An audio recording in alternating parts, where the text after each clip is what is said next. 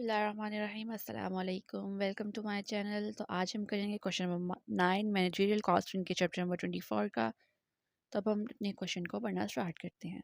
The Ringo Ring company has a budgeted sale of $2 lakh, a profit of $60,000 and a fix expense of $40,000।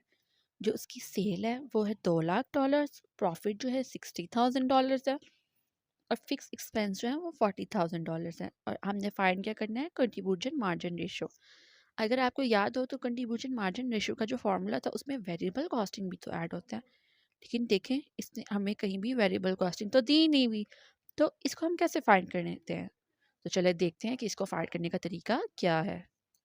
तो सबसे पहले तो आपने लिखना है कि आपकी सेल कितनी है। वो थी $2 लाख, प्रॉफिट कितना था $60,000 का, फिक्स कॉस्ट कितनी थी $40,000 की।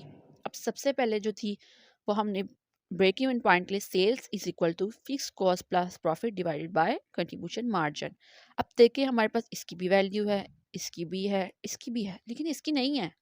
तो ये यहाँ पे क्या हो रहा है, डिवाइड वहाँ जाके हो जाएगा मल्टीप्लाई, तो हमने वहाँ लिख दिया और सेल को हमने यहाँ के डिवाइड कर दिया। अब हमारे पास कंट्रीब्यूशन मार्जिन तो नहीं है तो इसको हम ऐसे ही लिख लेंगे।